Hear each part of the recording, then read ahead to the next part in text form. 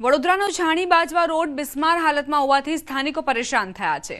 છેલ્લા 40 વર્ષથી સ્થાનિકો રોડ બનાવવાની માંગ કરી રહ્યા છે, પરંતુ તેમની રજૂઆતો સાંભળવામાં નથી આવતી। અંતે નાગરિકોએ ચક્કાજામ કરી વિરોધ નોંધાવ્યો।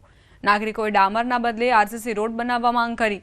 વિરોધને જોતા પોલીસ સ્થળ પર દોડી આવી હતી, તેમજ બાજવા ગામના સરપંચ અને ડેપ્યુટી સરપંચ પણ દોડી આવ્યા અને ગ્રામજનોને થોડાક જ સમયમાં રોડનું કામ શરૂ થશે તેવું આશ્વાસન આપ્યું। જો કે ગ્રામજનોનું કહેવું છે કે તેઓએ ધારાસભ્ય, કોર્પોરેટર, સરપંચને અનેકવાર રોડ બનાવવા રજૂઆતો કરી છે, છતાં તેમની રજૂઆતો ન સાંભળતા અંતે વિરોધ કરવો પડ્યો। મોટી ગુજરાતની અંદર કોઈ જગ્યાએ ફેક્ટરીઓ નથી, છતાં 1.5 કિલોમીટર રોડ બની શકતો નથી। સરકારને આંખમાં દેખાય છે કે નહીં દેખાતું એમને ખબર નથી પડતી। રજૂઆત કરવા છતાં નવરાત્રીની વાત હતી કે નવરાત્રી એ બનશે, દશેરા એ બનશે, દિવાળી ગઈ, હવે નાતાલ આવશે અને ઉત્તરાયણ બી જશે ને હોળી બી જશે, અમને નથી ખબર। એટલે અમે એ કહેવા માંગીએ છીએ કે વહેલી તકે આ રોડ બનાવો। જો ન કરે નારાયણને કોઈ નાનો મોટો આકસ્મિક પ્રશ્ન થઈ ગયો, કોઈ છોકરાને જાનહાની કે કોઈ બુજુર્ગ કે કોઈ બી અમે કામ પર જનારા દરેક વ્યક્તિ લગભગ બધા લેબર માણસો છે, બરાબર છે, કોઈને કંઈ થઈ ગયું તો એના માટે કોણ જવાબદારી લેશે? રાજ્યભરમાં ગત 9 નવેમ્બરથી સરકારી ટેકાના ભાવે સોયાબીનની ખરીદી શરૂ થઈ છે, પરંતુ ટેકાના ભાવની ખરીદીમાં ખેડૂતોની સોયાબીન વેચવા નિરસ્તા જોવા મળી રહી છે। તેની સામે ખેડૂતો જૂનાગઢની માર્કેટિંગ યાર્ડમાં સોયાબીન લઈને આવી પહોંચ્યા છે, જેને લઈને યાર્ડમાં સોયાબીનની આવકમાં વધારો થયો છે। દૈનિક 5 થી 6 હજાર કટ્ટાની આવક રહે છે, ત્યારે છેલ્લા 20 દિવસમાં માર્કેટિંગ યાર્ડમાં 1 લાખ કટ્ટા સોયાબીનની આવક નોંધાઈ છે। ટેકાના ભાવમાં સોયાબીન વેચવા ખેડૂતો નિરાશ જોવા મળી રહ્યા છે। અત્યાર સુધીમાં 3000થી વધુ ખેડૂતોને SMS દ્વારા જાણ કરાઈ હતી, પરંતુ ફક્ત 1200 જેટલા ખેડૂતો જ સોયાબીન વેચવા માટે વિવિધ ટેકાના ભાવના ખરીદી કેન્દ્ર પર પહોંચ્યા છે। ખાતા ઓનલાઈન કરાવ્યા હોય કે ન કરાવ્યા હોય એ એક વસ્તુ અલગ છે, અને બીજા નંબરમાં એ કે પૈસા પરબારા અહીંયા આવી જાય હાથ ઉપર, જેવો વેચવી એટલે પરબારો પૈસા આવી જાય। છેલ્લા 20 દિવસમાં જોઈએ તો 1 લાખથી વધુ કટ્ટાની આવક માર્કેટિંગ યાર્ડ જૂનાગઢમાં થઈ છે।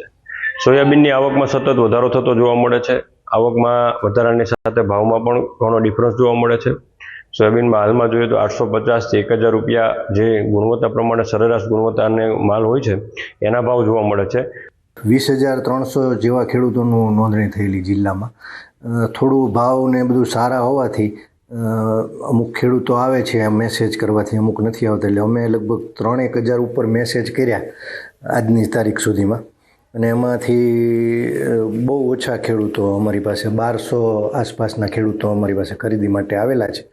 થરાદથી સમાચાર કેનાલમાં ખેડૂતોએ સાફ સફાઈ કરી। ઢીમા બ્રાન્ચની ઈઢાટા માઇનોર કેનાલમાં સફાઈ કરી।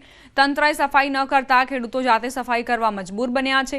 નર્મદા વિભાગના અધિકારી અને કોન્ટ્રાક્ટરની બેદરકારીના કારણે ખેડૂતો હાથમાં પાવડા, કોદાળી પકડવા મજબૂર। લાખો રૂપિયાની ગ્રાન્ટ ફાળવાઈ છે, છતાં પણ સાફ સફાઈ નથી થતી તેવા આરોપો મુકાયા છે।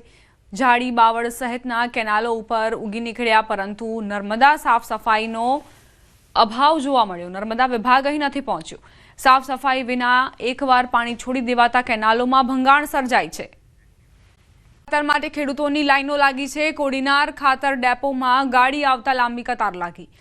ખાતર આવતા જ ખેડૂતો ઉમટી પડ્યા। ડેપો બહાર જ્યાં જુઓ ત્યાં ખેડૂતો જ ખેડૂતો।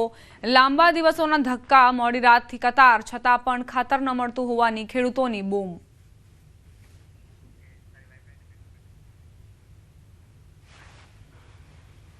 વાવ થરાદ જિલ્લાના મુખ્ય મથક થરાદમાં યુરિયા ખાતર માટે લાંબી લાઈનો જોવા મળી રહી છે। વહેલી સવારથી જ ખેડૂતો ખાતર માટે કતારોમાં ઊભા છે, છતાં પણ તેમને પૂરતું યુરિયા ખાતર નથી મળી રહ્યું, જેના કારણે ખેડૂતો મુશ્કેલીમાં મુકાયા છે।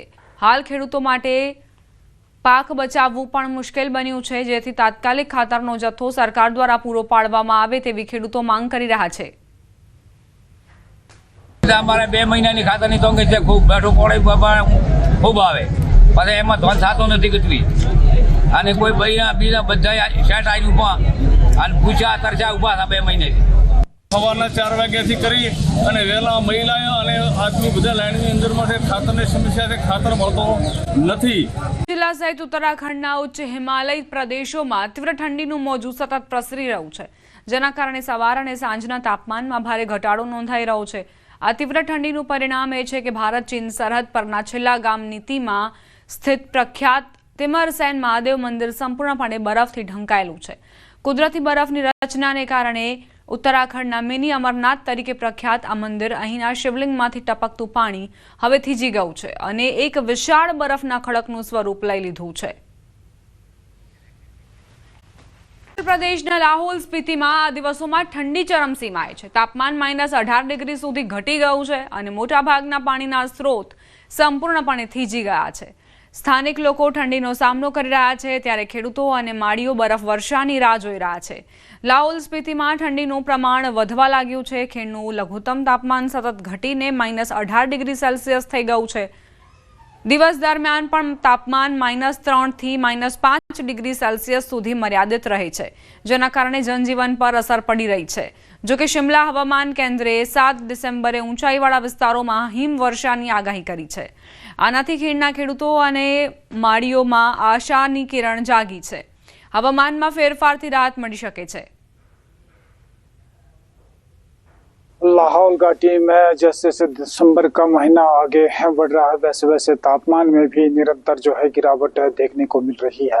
-13 से 20 डिग्री सेंटीग्रेड तक तापमान जो है नीचे चला गया है.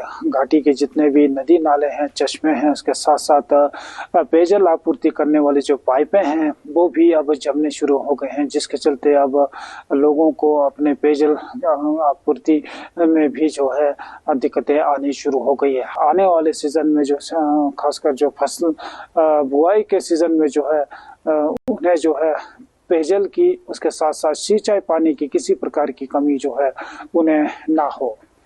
न्यूज़ 18 हिमाचल के लिए लाहौल स्पीति से प्रेम लाभ.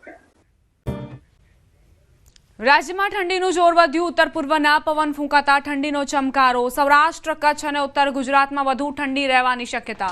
રાજસ્થાન, મધ્યપ્રદેશ, પંજાબ, હરિયાણા અને ઉત્તર પ્રદેશમાં તીવ્ર ઠંડીની ચેતવણી.